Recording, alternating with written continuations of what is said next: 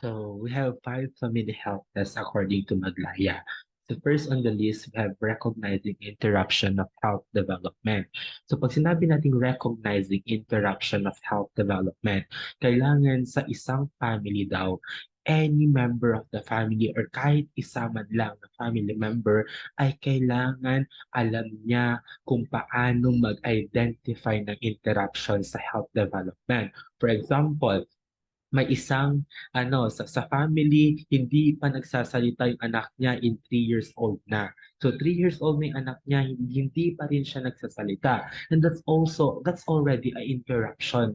That's all considered baka may mga abnormalities na. And aside from that, for example, there is a pain that experiencing of any family of the member. So yung pain niya is very severe na iyak na ng iyak yung bata, iyak na ng iyak yung tao. Pero 'di ba dapat alam mo na interruption yun. Bakit kailangan in a family member kailangan may marunong mag-identify ng interruption para hindi na natin para hindi na mas lumala pa yung problema na haharapin natin later on. That's why very important that in a family there should be a person know to recognize interruption of health development. Second, we have making decisions about seeking healthcare to take action. So pag sinabi nating making decision about seeking healthcare or take action, 'di ba? Sa ating family, very lucky yung family natin, 'di ba? Kasi for example, sa akin, 'di ba? I am a nurse. Kayo, you are a nursing student. You have knowledge regarding health diseases or you have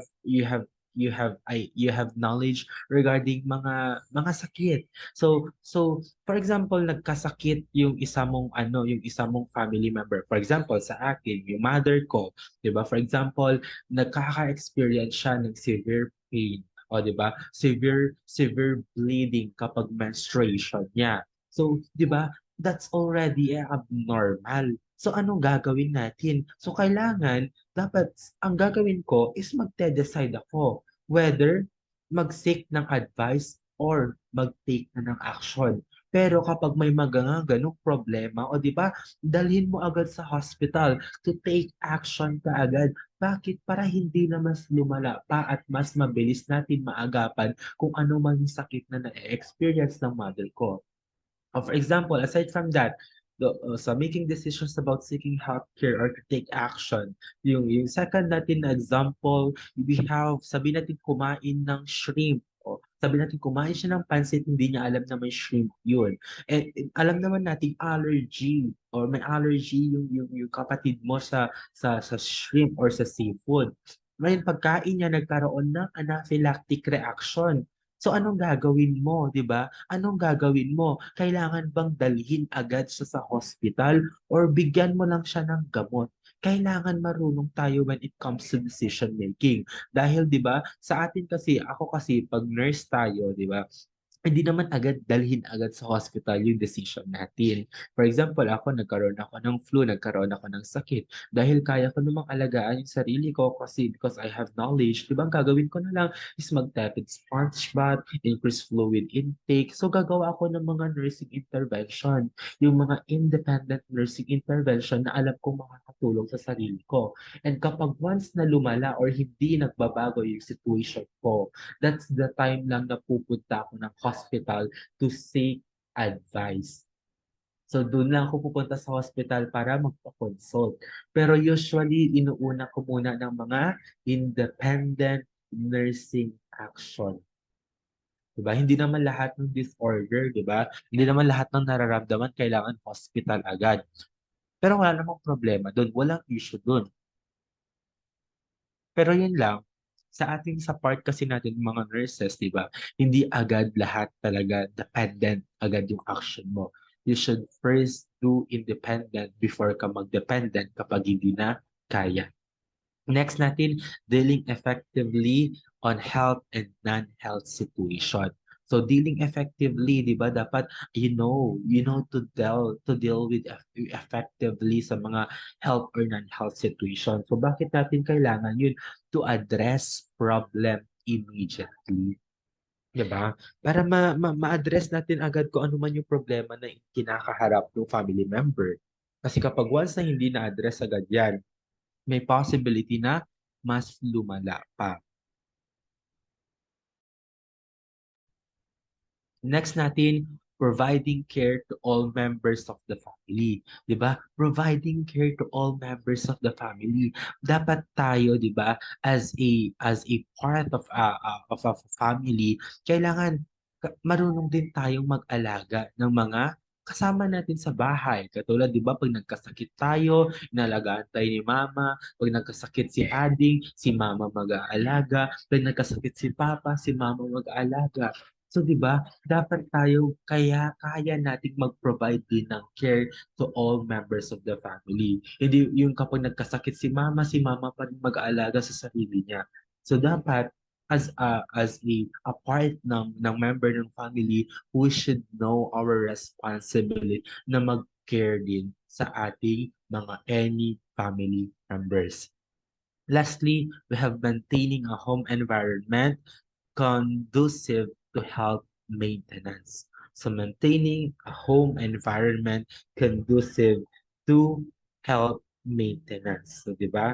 So, kailangan natin yan. So, yan ang ating 5 family health tasks according to Maglaya. So, next natin we have ayan. So ito, family health nursing process. Ito pa lang yung umpisa ng family health nursing process natin. So pag sinabi nating family health nursing process, it is a systemic approach of solving an existing problem meeting the needs of the family. O may nakita kayong process. So pag sinabi nating process, meron tayong pina-follow na steps. We need to follow step. Basta pag may nakita kang process, we should follow step. So, 'di ba? Parang sa nursing care plan natin, 'di ba? Meron tayong pina-follow na ADPI. O 'di ba? ADPI, we have the assessment, diagnosis, planning, intervention, and evaluation. Yan kapag sa nursing care plan. So kapag once naman na family nursing care plan, mag-iiba na siya. Ano na yung magiging step natin? Ito siya, RAPI. So ano yung RAPI natin? We have report, assessment, planning, intervention, and evaluation. O, di ba? Magkaiba sila. At pa yung isa, ito naman RAPI. So sa tingin nyo, ano yung nawawala? Ano yung nawawala sa kanila? Ano yung meron sa ADPI na wala sa RAPI? It's the diagnosis.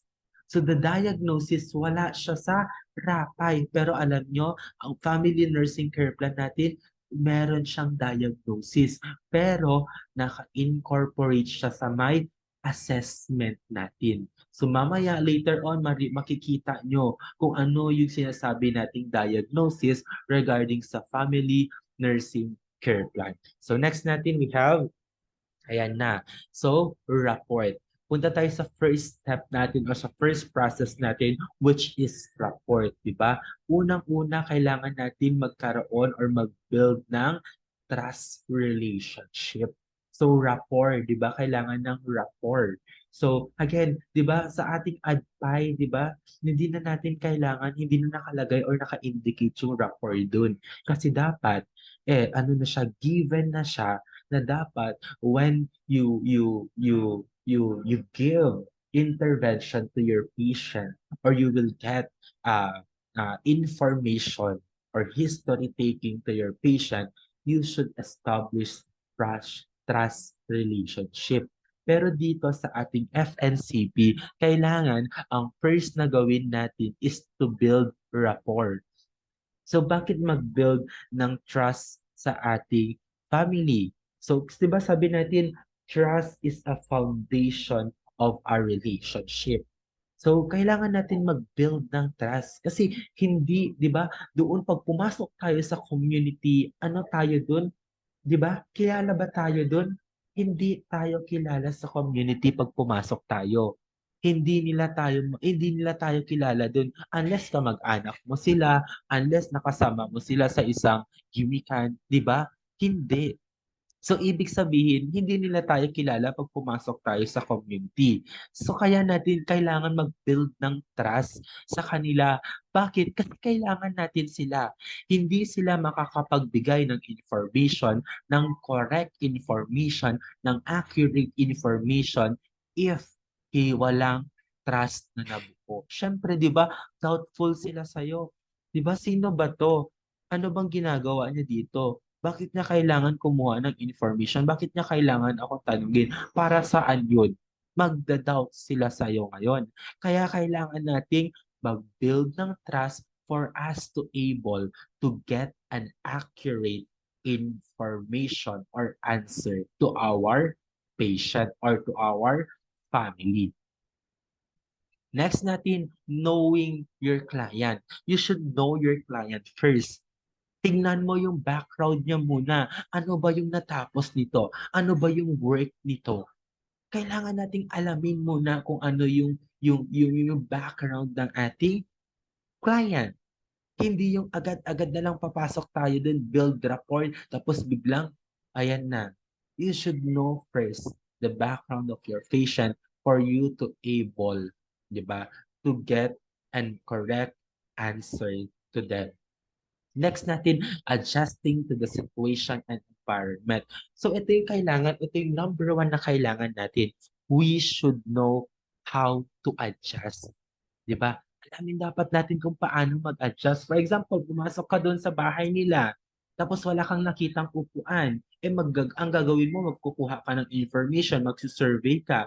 Alangan magsasabi ka sa kanila, ano ba tong bahay na to? Walang upuan?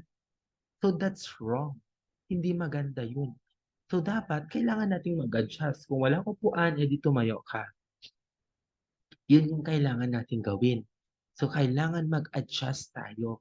And aside from that, di ba, kaya nga kung pansin ninyo kapag once na nag-duty kayo, dapat wala tayong jewelries. Di ba, lalo ng mga ladies, even sa hospital, hindi kayo pinapasuot ng mga jewelries. Bakit? Aside sa rationale niya to prevent the spread of infection, ang isa pa sa mga rationale niya is kailangan nating mag-adjust sa situation na meron ang family na or ang family na napili natin. Kailangan simple lang din tayo. Hindi natin kailangan gumamit ng mga mamamahaling damit, mamamahaling relo, 'di ba? Hindi kailangan 'yun. Bakit? Kasi magtataka sila sa'yo. Mayaman naman ito eh. So hindi sila makakapagbigay ng information. Kasi anong sa tingin nila? Baka maliitin mo lang sila, baka i-judge mo lang sila, baka pagtawanan mo lang sila. That's why know how to adjust to the situation and environment of the patient. Hindi yung magdedemand ka, wala po ba kayong juice? Diba? Hindi mo, wala po ba kayong coffee na mai offer? Bakit ganun? Hindi po malambot yung upuan nyo. Dapat nilalagyan nyo po ng pillow. Yan ang arte mo, day. Pag ganyan ka, sa bunutan talaga kita. And next natin, yung most important is respect. Kahit sino man yung makakaharap mo sa community, whether mayaman man yan, mahirap man yan, dapat kailangan natin to. We should build a respectful relationship. For you to able to respect all, for you to able, di ba, if you respect them, they will also respect you. So, di ba, parang respect begets respect lang. So, kailangan din natin silang i-respect para respetuhin din nila tayo. So next natin, we have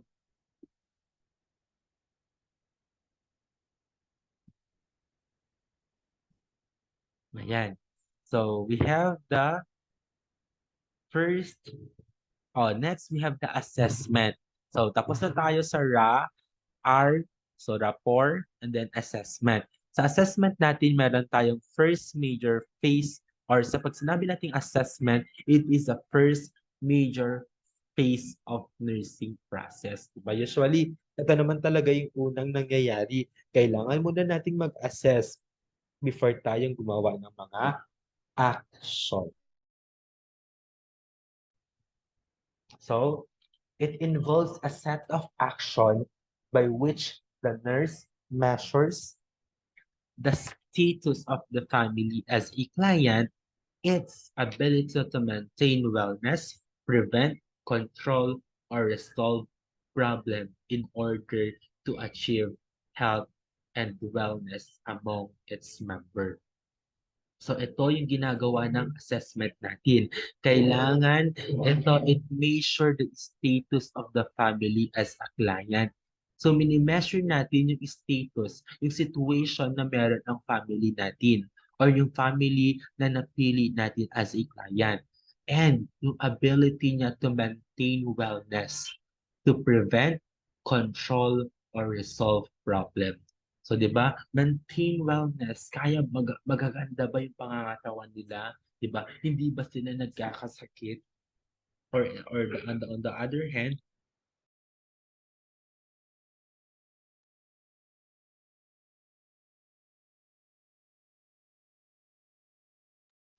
on the other hand, 'di ba, we have the prevent, control, or resolve problem. Sila ba is kaya ba nilang ma-prevent yung pag-occurs ng problem sa buhay nila? Kaya ba nilang kontrolin yung problema na meron sila?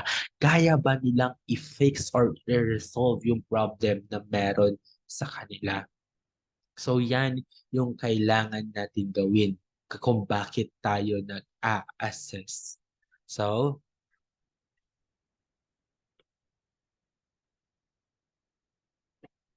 yan. So, data about present condition or status of the family are compared against the norms and standards of personal, social, and environmental health system integrity and ability to resolve problem.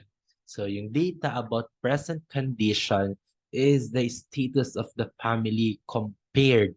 So, kung ano yung data na meron tayo ngayon, kailangan natin niyang i-compare sa standard na meron ang family. So, 'di ba may standard tayo na sinusunod. Dapat yung family na ito walang away, walang gulo. Dapat itong family na 'to maganda yung environment nila. Hindi nagsisiraan, hindi nagsisigawan. 'Di ba? Ganito dapat. So, yung kung ano man yung data na makukuha natin, we will compare that one doon sa may standards na meron tayo. And then, the norms and standards are derived from values, belief, principles, rules, or expectation. So, sa assessment natin, meron tayong ginagawa na may ginagawa tayo on how to collect o may mga methods tayong na sinusunod on how to collect data. So, first natin, we have the observation. Diba? Observation, the family's health status can be inferred from signs and symptoms of problems. So, the family health status can be inferred from signs and symptoms of problem. A, communication and interaction pattern expected, used, and tolerated by family members. So dapat sa observation, 'di ba? Yung observe, nag-o-observe ka during the questioning, 'di ba? During the observation or for example, habang nagtatanong ka, 'di ba? Kung paano mag-interact yung isang family member doon sa may head ng family member, makikita mo na kung anong family na meron sila. Anong problem ang meron sila. Hindi observe mo yung bahay nila, ayan o, conditions in the home and environment. So during the assessment, kailangan mo nang i-observe. Dapat yung mata mo umiikot na. May mga environmental factors ba na makakatulong sa pag-create ng problema sa kanila? Katulad na lamang ng mga pako, di ba? Mga pako, mga butas sa bahay, ano pa, yung mga sabihin natin yung mga gamit nila, 'di ba, yung parang konti na lang puputok na siya, that is already a risk. And then role perception or task assumption by each member including decision making patterns. So we should observe if those member of the family is nagagawa nila yung mga roles and responsibility nila as a family member. So, yan yung first natin na method. Second method natin, meron tayong tinatawag ng physical examination. So, hindi lang kailangan natin i-observe yung bahay nila, hindi lang natin kailangan i-observe yung relationship nila sa bawat isa. Kailangan din natin mag-undergo ng physical examination. So, paano natin magagawa itong physical examination? Ito sabi niya, significant data about the health status of individual member can be obtained through direct examination.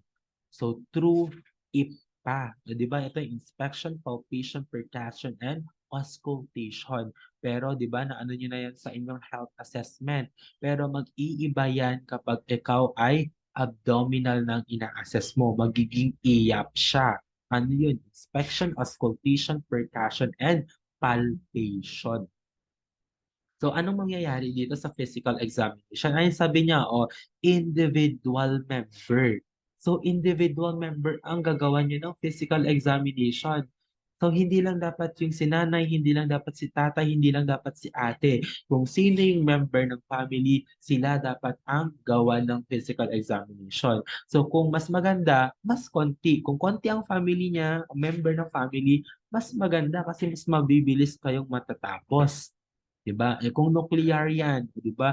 Andiyan si nanay, tatay, adik, ate, kuya, meron pa si tito, tita, tapos meron pa si lolo, lola, o di ang dami ng member ng family. Kaya isa sa technique diyan para mabilisan kayo ay gumawa ng ano, anong gagawin? Kailangan gumawa or maghanap ng family na konti lang ang member. And then, measurement of specific body parts and reviewing the body system.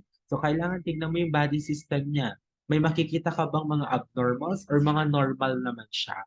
So, kailangan tignan natin yun. Kailangan natin i-note yung mga abnormal sa kanila para mabigyan natin ng action at hindi na lumala pa.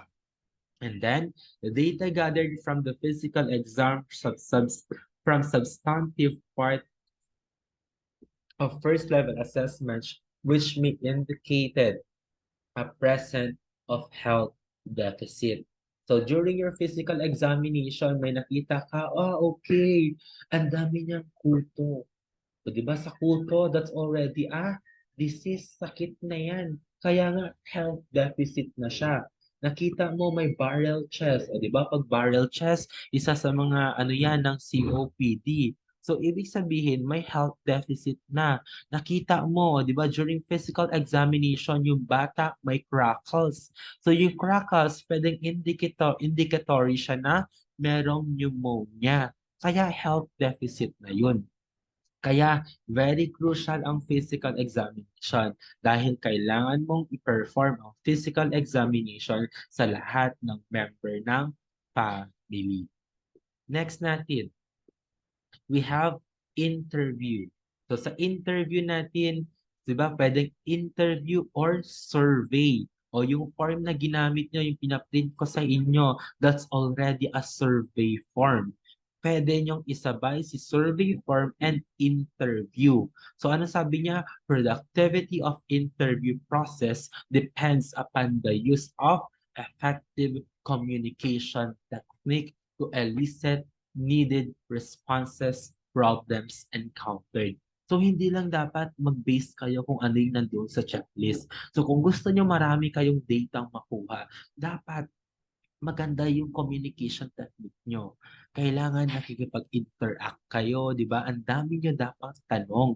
Para sa ganun, mas marami kayong mailagay na information, mas marami kayong mailagay na data at hindi na kayo pabalik-balik pa doon sa family na napili ninyo. So, wag lang kayong magbe-base doon sa may survey form na binigay ko sa inyo. Kailangan nyo maging madada o 'di ba, maging talkative that time. So, pero maging talkative pero dapat respectful pa rin. So, okay, kailangan ay gumamit ng effective communication Make. So, next natin. So, ayan, tama na yun, questionnaires. Tapos na yun, questionnaire, survey, or interview. Parehas lang yan.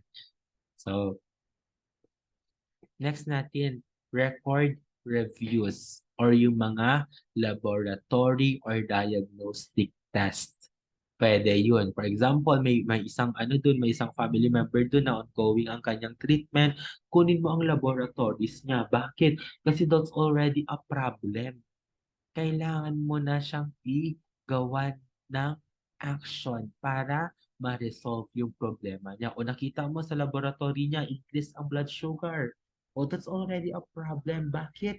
Health deficit na siya. Bakit? Anong meron sa kanya? Possible na meron siyang diabetes mellitus. Kaya kailangan, kung merong available na record, ano dun, record sa kanila, katulad ng mga laboratories exam and diagnostic exam, kunin nyo na. Kasi that's already a problem if ever man na may abnormalities sa result. Next natin, we have assessment. We have the first level assessment. So sa assessment natin, meron kasi tayong dalawang types ng assessment. Meron tayong first level and second level assessment. Sa first level assessment natin, ito ay tinatawag nating typology of nursing problem. So first is kailangan natin to determine the problems of a family. So ano yung source natin ng source of problem using the IBD or the initial database. So kung ano yung mga maa-assess mo sa kanya, yun ay tinatawag nating initial database. Ano yung mga information na nakuha niyo during your interview, 'di ba? During your observation, during your physical examination, that's already a initial database. So doon sa initial database, diyan nyo ma-identify yung problem ng family na napili nyong i-assess. So ngayon, pag nakakita na kayo ng problema doon, that's the time na kailangan nyo siyang i-categorize. So kunyari yung problem niya, sabi natin marami siyang kuto. 'Di ba? Marami siyang kuto. Sakit na ba 'yun? Sakit na ba 'yun? Yes, that's already sakit. Kaya nga ano siya? Health deficit. Pero kapag yung nakita mong problema, sabi mo, madaming butas yung kanilang floor ng bahay. O di ba, pag maraming butas, pwede bang malusot yung paa doon, tapos pag nalusot, mapilayan sila, risk for injury? Tama ba? Yes, risk for injury. So that's already a health threat. Nakita mo, may freckles yung bata, di ba? Pwedeng pneumonia yan. So pwede siyang health deficit.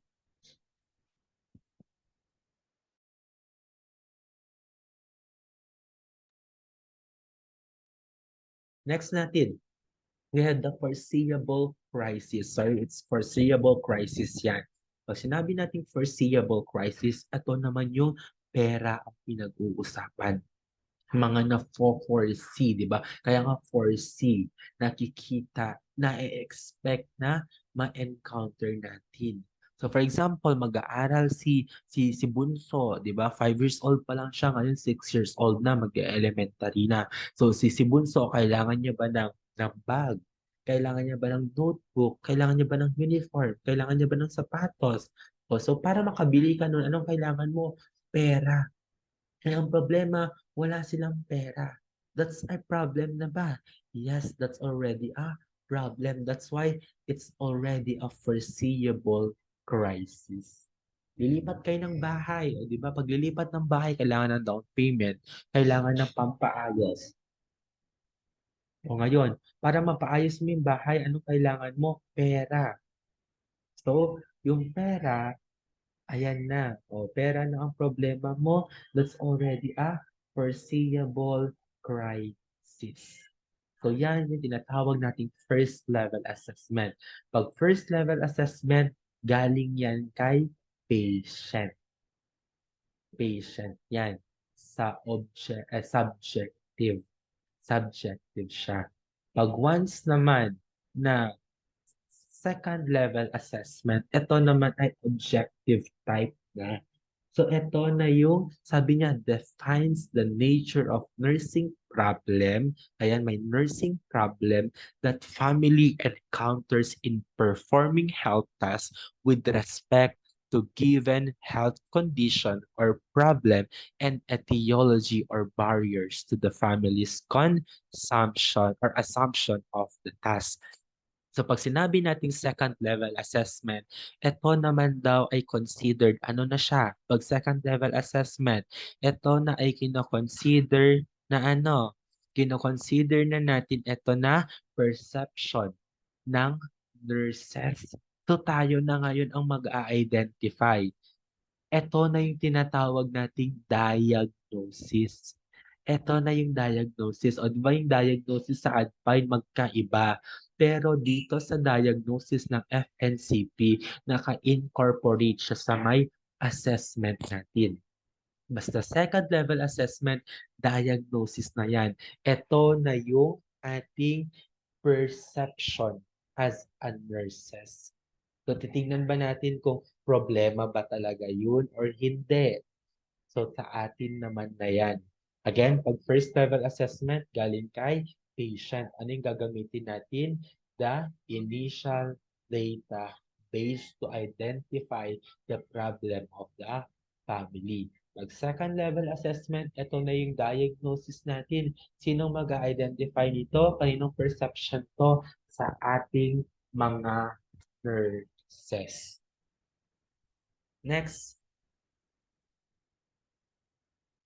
we have initial database for family nursing practice. First, family structure and characteristic. So kailangan yan sa initial database natin. The family structure and characteristic, social, economic, and cultural factors, home and environmental factors, health assessment of each member, the value placed on prevention of disease. So ito, mapapag-aralan natin to isa-isa. So first, punta muna tayo sa family structure and characteristic and dynamics. So we have the family structure, characteristic, and dynamics. So kailangan the member of the household and the relationship to the head of the family. So kailangan alamin natin kung ano ba yung sino ba yung member ng household and relationship nila dun sa head ng family. So kunyari yung head ng family si father, sino yung ini-interview mo ngayon? Si anak ba? Ano, siya ba si asawa? Siya ba si apo? So, kailangan natin alamin yun. And aside from that, yung demographic data. So, sa demographic data natin, kailangan natin yung age, ilang taon na sila, yung gender nila, civil status, and the position in the family.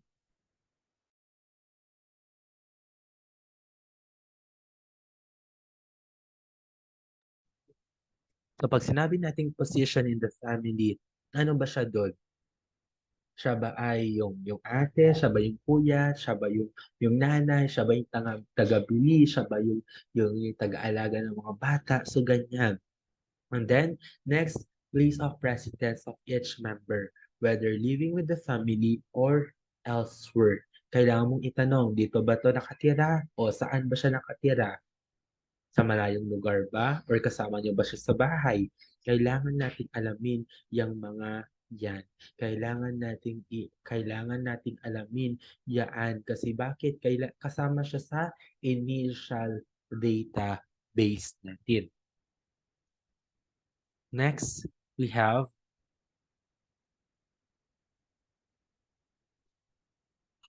type of the family structure. O, di ba? Meron yung ano natin, based on the nuclear, extended, blended, ano pa ko. We have the single parent, homosexual. So kailangan nating alamin kung anong type sila ng family. And aside from that, kailangan din nating alamin kung ano ba sila, o, di ba? When it comes to decision making, ano ba patriarchal, matriarchal, 'di ba? Egalitarian, matricentric, patricentric. Based on descent, ano ba siya, 'di ba? Patrilineal, matrilineal, ano pa, bilateral.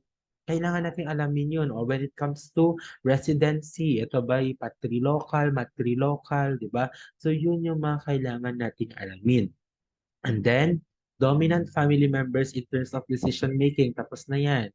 So general family relationship dynamics, presence of any readily observable conflict between members, characteristic communication patterns among members. So kailangan natin i-assess kung naroon na bang conflict or yung readily observable conflict. For example, based on their communication sa pagsasalita nila sa bawat isa, o 'di ba?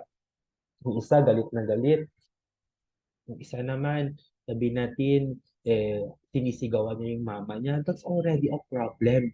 Ibig sabihin, meron ng problem na ina-encounter yung family. Hindi na maganda yung relationship nila sa bawat isa.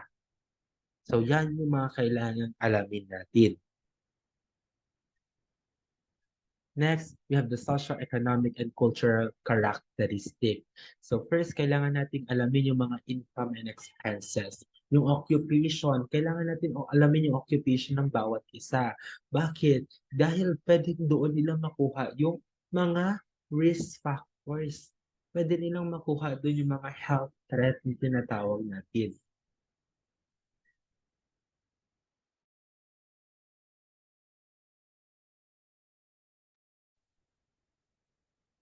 Next, we have the adequacy to meet the basic necessities.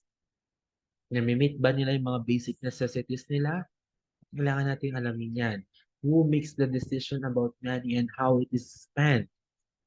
Kailangan nating alamin yung educational attainment ng every member. Sila ba ay high school graduate, college graduate, nag-ongoing sa kanilang graduate school, sila ba ay hindi nakapag-aral, sila ba ay elementary graduate lang. Kailangan natin alamin yan. Bakit? Para malaman natin kung paano tayo mag-a-adjust. 'Di ba? Sabi dun, hindi siya nakapag-aral pero nag-English siya kanina. O di ba, maintindihan ka niya kaya? Hindi. So sabi niya sa'yo, second year college lang ako, tapos gumagamit ka ng mga highfalutin words. Sabi niya sa'yo, ako ay accountancy, tapos ikaw gumagawa ka ng gumagamit ka ng mga medical terminologies o maintindihan ka niya kaya? Hindi, kaya we should know the educational attainment ng every family member. Next, ethics and background and religious affiliation. Ano ba sila? Roman Catholic? Ano pa ba? The Muslims or Jehovah Witnesses? INC? Kailangan nating alamin yun.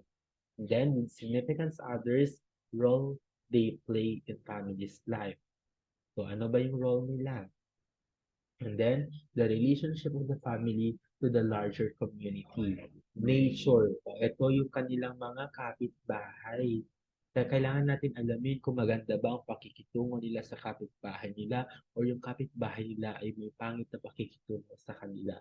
Bakit? Because that's not healthy. That's already a problem.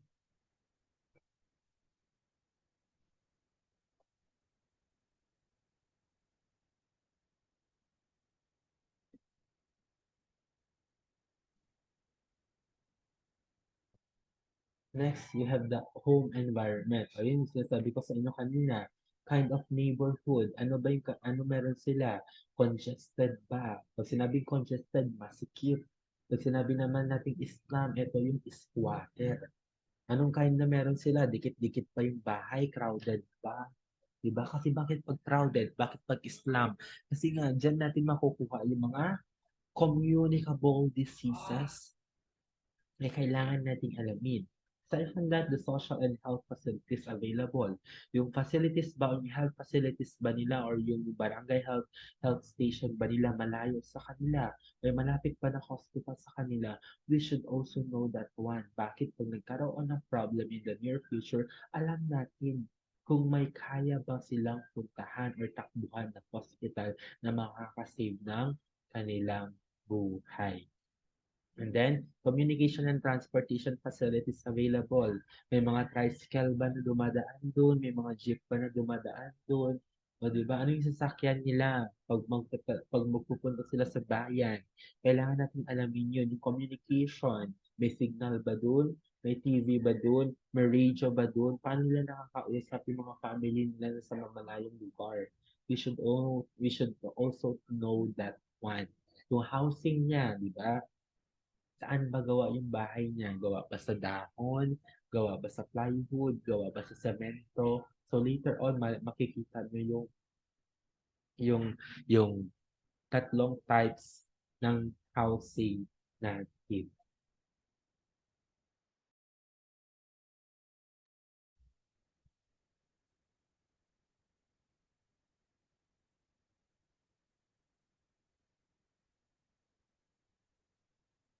Yan.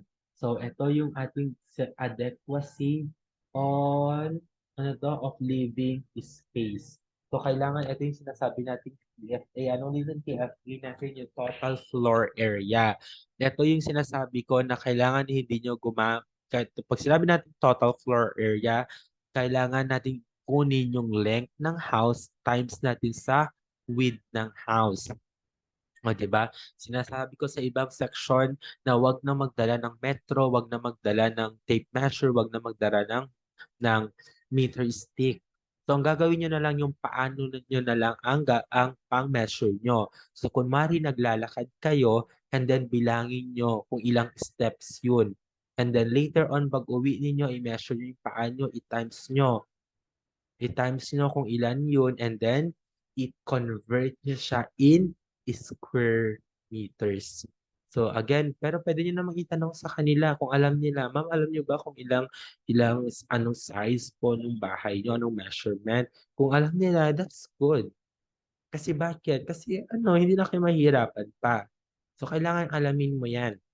And then, sabi niya, TSR, sabi niya, number of household member times the corresponding space. So, ito yung mga kinoconsider natin. Kapag adult daw yan, or more than 13 years old and above, equals 15 square meters. Ibig sabihin, kailangan niya daw ng space na 15 square meters. So, yan kailangan na space ng mga adult. Pag children naman, 1 years old to 12 years old, ano siya? 8 square meters.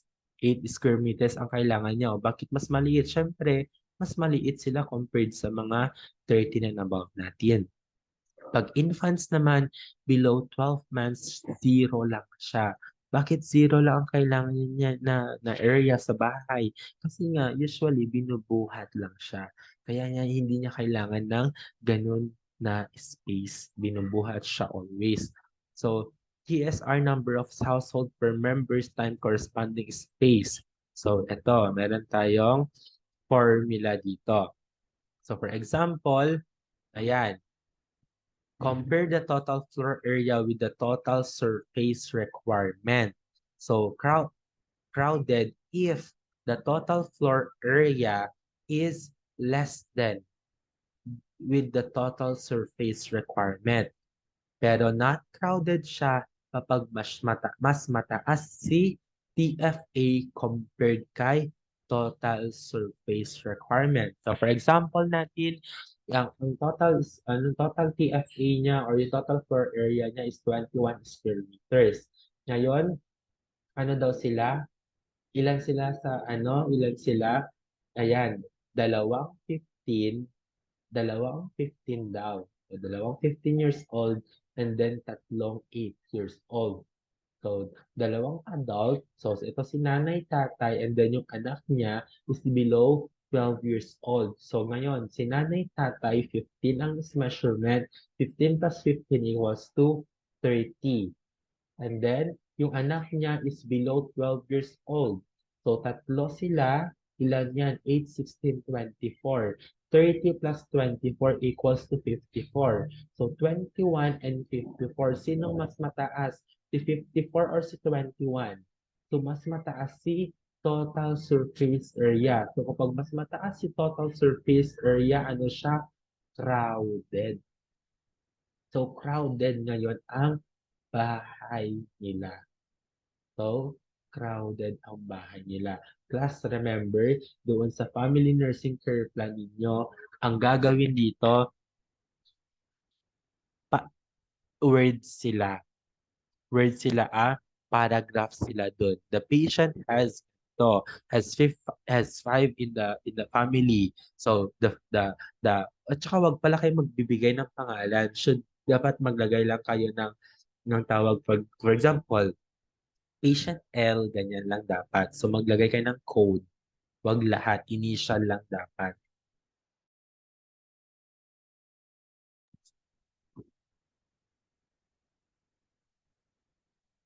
So dapat initial lang. Bawal ang buong pangalan kapag ilalagay niyo siya sa FNCP ninyo.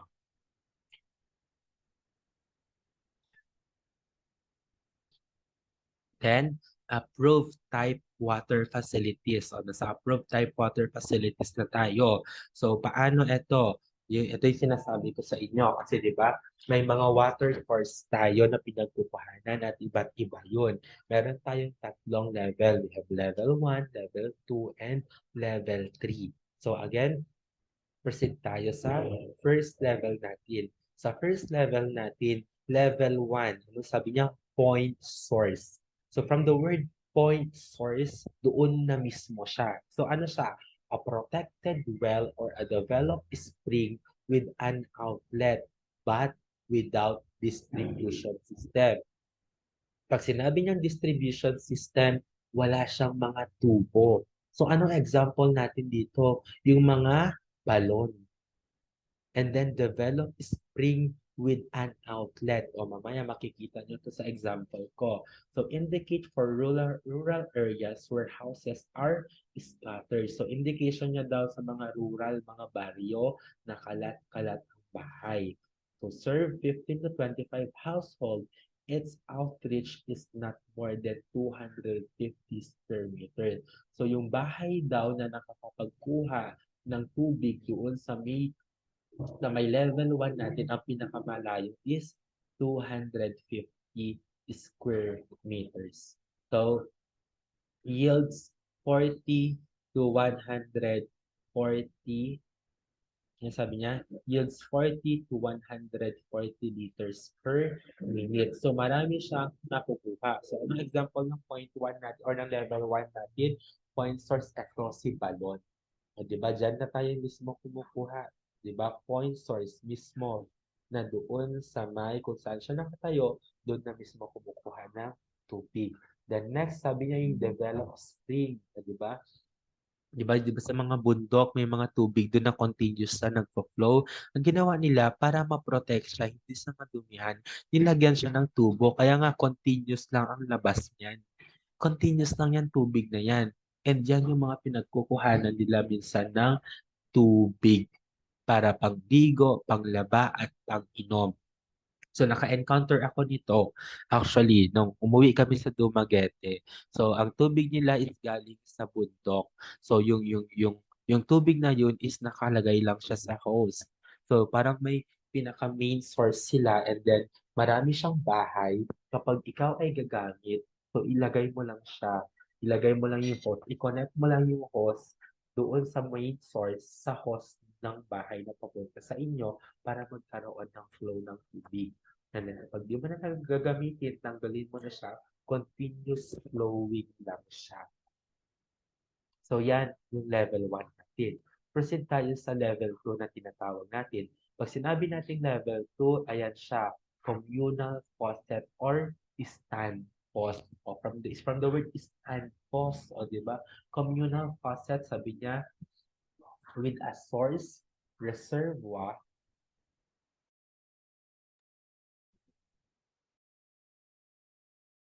ayan. So with a source, reservoir, pipe distribution network, and communal flow faucet located at not more than 25 meters from the farthest house. So yung yung malayong lugar daw o pinakamalayong bahay daw na kumukuha ng tubig is 25 meters lang. Delivers 40 to 80 liters of water per capita per day to an average of 100 households. Serve 4 to 6 households per faucet, fit for rural areas where houses are densely. So ano yung mga example natin ng level 2? Pag sinabi natin level 2, communal faucet or stand post. So si level 2, pasok dito si pump well. Pasok dito si poso. So si balon, level 1, si poso, level 2. Stand post, di ba? Nakatayo na siya. Stand post, may tube na rin na ginagamit. May tubo na ginagamit. And then, we have the level 3. Si level 3, individual house connection or water system na. Ito na ngayon yung meron tayo, yung nawasa ba yun? Diba? Bawat bahay meron na yan sa atin, di ba? Nakakonect yan, meron sa paglabahan, meron sa garden, meron din sa CR, meron pa doon sa what do you call this one, meron sa kusina, 'di ba? So marami na siya. So yan na usually pag level 3 yung mga gripo-gripo na natin, mga nawasa na natin. So sabi niya with the source of reservoir, pipe distribution and household taps, one or more faucet per household fit for densely populated urban community. So yan na si level 3 natin. Again, level 1, siya ay point source.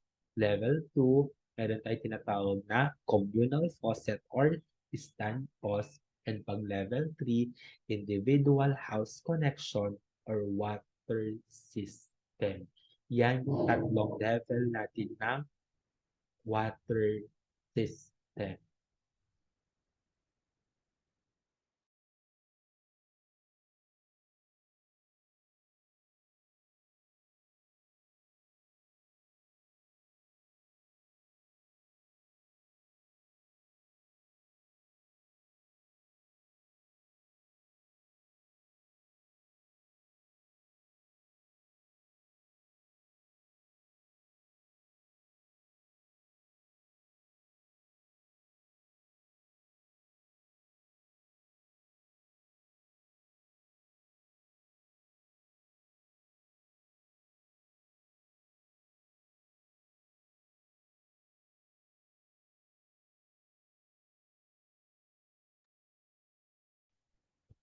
So, next natin, we have ito, types of materials for the house. So, type of material used for the house, meron tayong light, strong, and mixed. Pag sinabi nating light materials, refers to such materials such as bamboo, nipa, sawali, coconut leaves, or cardboard. Pa yung mga light, kasama din dito yung mga sako, mga tarpaulins, kasama dito sa light materials. Pag strong naman, refers to predominant concrete house.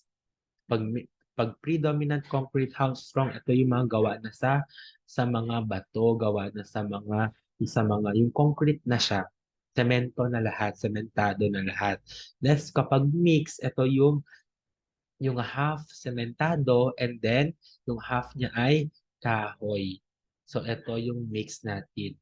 So again, pag light, 'di ba? Usually light lang gawa bahay kubo, yung mga tolda, mga sako gawa doon. Kapag strong, concrete na siya. And then kapag mix naman, yung kalahati niya ay may hollow blocks, yung kalahati niya merong kahoy. Yan yung ating types ng materials used for the house. Next natin, we have the types of disposal. So, meron tayong types ng disposal. Ano yung types ng disposal natin? First, we have the level 1. So, sinabi natin level 1, non-water carriage toilet facility. Ay, sorry. Ay, excreta pala. I'm so sorry. Types of excreta. Sorry, kulang ng T. Excreta disposal. It should be type of excreta disposal. Pag sinabi natin excreta disposal, ito yung mga toilet natin, mga pinagtataihan. So, yan yun. So, first natin, we have the level 1. Pag sinabi natin level 1, ito yung mga non-water garage. So, hindi yung gumagamit ng tubig. So, non-water garage toilet facility or no water necessary to wash the waste into receiving space. Ano yung mga example natin? We had the pit latrine. So, from the word pit, anong pit? Hukay. Naghuhukay siya. Board hole latrine and then toilet facilities requiring a small amount of water to wash. So, it's either pwedeng gumamit ng konting tubig pero very little amount lang siya or hindi talaga gumagamit ng tubig. Yan ang type 1 excreta disposal natin. Ito yung example natin sa type 1 excreta disposal.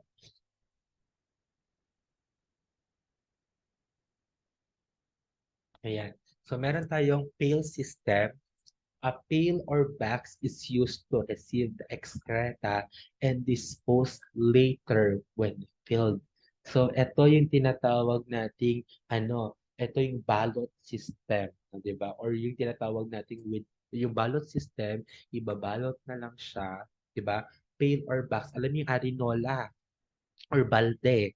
So, yung balde natin, lalagyan ng supot yun. Kaya nga siya tinawag na ballot system. Kasi babalutin yung tae ng supot and then ipa-flying saucer sa pinakamalayo.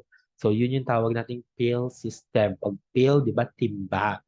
Or tinatawag ko siyang flash. O, di ba, flash. With flash. Ano yung with flash? With flash stick. Di ba? Hindi siya with flash, hindi yung flash. With flash stick. O, di ba? Para social pa rin siya. Again, ito yung example niya. O, may picture ba tayo? Ayan. Ayan yung example niya. O, kita niyo, di ba, balde lang siya. Tapos diyan papasok yung tae. And then, ito yun din pa siya. O. Ayan. Yan talaga yung best example for that. Yung may baldi and then may supot and then tatae dyan. Pag once na puno na, ayan, saka lang siya itatapon. Pero minsan, tinatapon na siya kahit konti pa lang yung laman. Nasusuka tuloy ako ngayon kasi tayo pinag-uusapan. Next, we have the open pit latrine. Pag sinabi nating open pit latrine, consists of a pit, di ba? Pit naghukay daw, covered by a platform with a hole. It's usually not covered. Naghukay lang pero hindi natakpan. The platform in its simplest form consists of two pieces wood lang. So ganito yung example ng open pit natin. Ay, wait lang. Ba't nawala? Ayan. Yan yung open pit natin. Yung open pit natin, ayan siya, oh.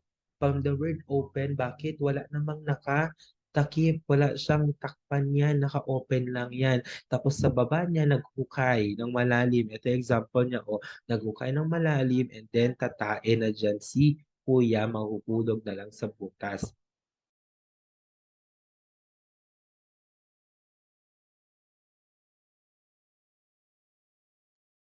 Medyo medyo mabaho talaga 'to kasi nga 'di ba nag-stuck lang yung tae diyan sa may butas na 'yan tapos sisingaw 'yan kasi talagang andiyan nga yung tae nakaipon. So 'yan yun. Next natin we have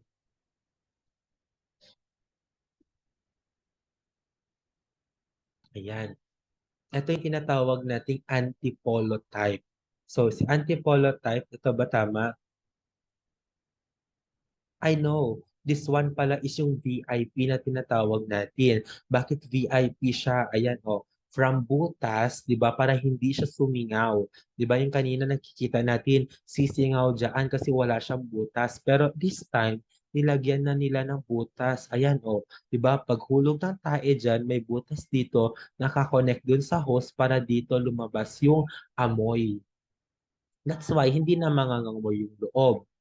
So yan yung nangyayari, yung parang nakapag-isip sila. 'Di ba? Ang galing nila, nakapag-isip pa talaga sila. Next, we have the antipolo type. Si antipolo type, ganito siya. Ayan. Pag antipolo type, pansin nyo, meron na siyang toilet. May toilet na si antipolo type. Pero ganun pa rin siya. Mahuhulog lang yung tae niya. Wala din siyang flush. Mahulog lang yung tae niya dun. Pero may toilet na siya, meron ng lalabasan ng hangin. Next, we have the bored hole latrine. Pag sinabi natin bored hole latrine, ito siya, from the word bored hole, parang butas lang siya. Hindi siya naghukay ng malaki. Maliit lang yan, yung tipong kakasya lang yung tae, pero medyo malalim, nasa 2 to 3 meters yung lalim niya. So kung gaano lang kalaki yung puwet mo or yung butas, or yung butas ng puwet mo, ay what I mean yung butas, basta maliit lang yung parang baso lang kalaki ng kung sa yung ano, basta makapasok lang yung tae. Yan yung tinatawag nating board hole. 'Di ba? Board hole. Ito namang next natin, wait lang.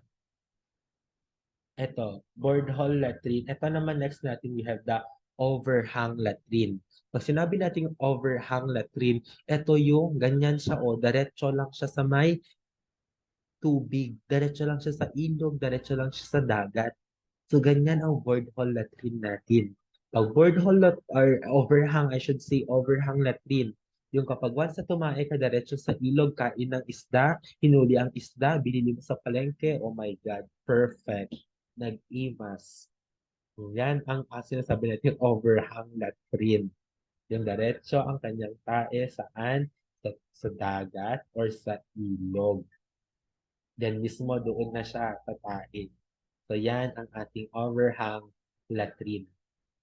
So next naman natin, yun yung mga type 1 natin. Next naman yung level 2 natin. Pag level 2, ito naman on-site toilet facilities of the water carriage type with water sealed. Ngayon, ito na yung mga water sealed.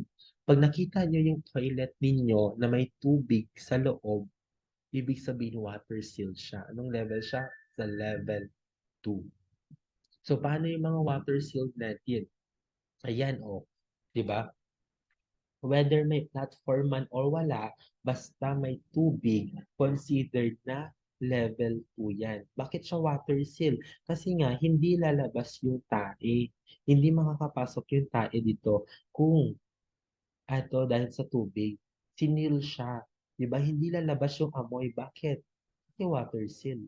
Hindi lalabas yung amoy dito. Hindi mangangamoy itong area nito. Kasi nga, naka-close siya ng tubig.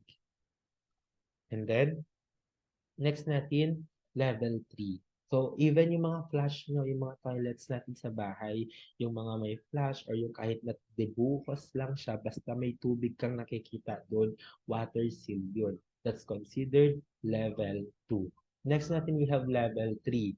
Si level 3 natin, a water carriage. Ito yung mas, mas social. Water carriage type of toilet facilities connected to septic tanks and to sewage system treatment plant. O, diba?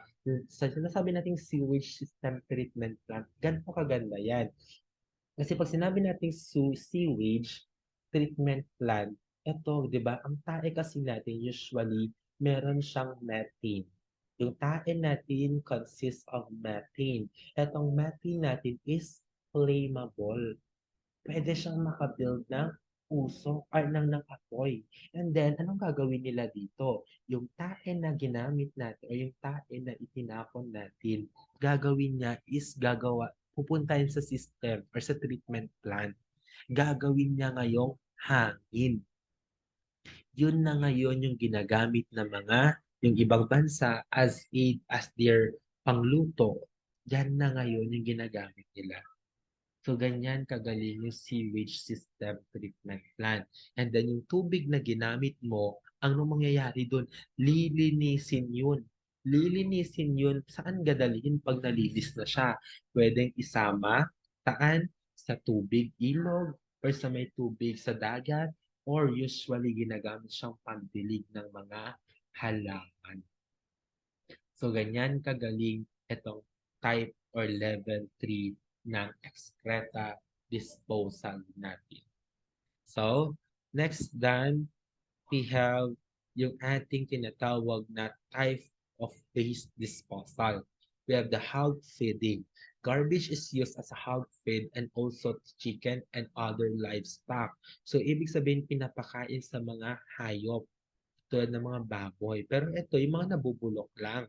Hindi naman pwedeng pakainin mo ng plastic ang mga baboy or mga halaman. Hindi nila kakainin yan. So, yun yung hog feed natin. So, next natin, we have the open dumping. From the word dumping, open siya. Diba? Open lang siya. Ito yung mga pinatambak-tambak lang na basura hanggang sa dumami. Open dumping yan. Next natin, we have the open burning. So, nagsunog ka lang. From the word open, hindi ka nagkukay, wala siyang, hindi naka-close. So, yan, open burning yan. Then we have also yung tinatawag nating burial pit. From the word pit, naghukay. So, ibig sabihin naghukay ka, itinanim mo yung mga dumi or yung mga basura. Yan si burial pit. Then next, we have the composting. Si composting naman, ayan, itinanim mo siya sa halaman para maging fertilizer. Pero ito ay mga nabubulok lang. Kasi nakita nyo kayo na sa boreal pit, ano yung sa boreal pit natin? Ayan, kasama ang mga hindi nabubulok. Pero sa ating composting, kasama na ay nabubulok lang dapat. Kasi gagawin siyang fertilizer. And then lastly, we have the garbage collection. Ito na yung nakikita natin, yung garbage collection. Yan na yun. Yan. So, garbage collection. Yan na ang garbage collection na. So, next natin, we have yung tinatawag nating first level assessment na. So yung first level, 'di ba sabi natin kanina, kailangan natin doon sa may initial database natin, i-identify natin yung problem doon. Pag na-identify natin yung problem doon, ika-categorize natin siya as presence of health threat, health deficit, or foreseeable crisis. So, proceed tayo sa ating first level assessment. Sa first level assessment natin, stated as potential or readiness. Presence of wellness condition, stated as potential or readiness. Sabi niya, nursing judgment about a client in transition from a specific level of wellness or capability to higher level. Actually, itong wellness, hindi naman yan problema. Punta na lang tayo dun sa problema natin, which is yung tinatawag nating health deficit. So pag health deficit ang sinabi natin, is chances of failure in health maintenance. Basta meron siyang health problem, medical condition, meron siyang disorder, disabled, disabilities. Under siya sa health deficit. May anak siyang may polio. Ano yun? Health deficit. May anak siyang may kinuto. Ano yun? Health deficit. May anak siyang mayroong myocardial infarction. Health deficit. May anak siyang may tuberculosis. Health deficit. May anak siyang may trisomy 21 or yung tinatawag nating Down syndrome. Health deficit yan. Basta kapag maintenance or health condition, that is health deficit. So, remember nyo lang si letter D. Ayan, disease, disorder, disability, and developmental problems. Health deficit.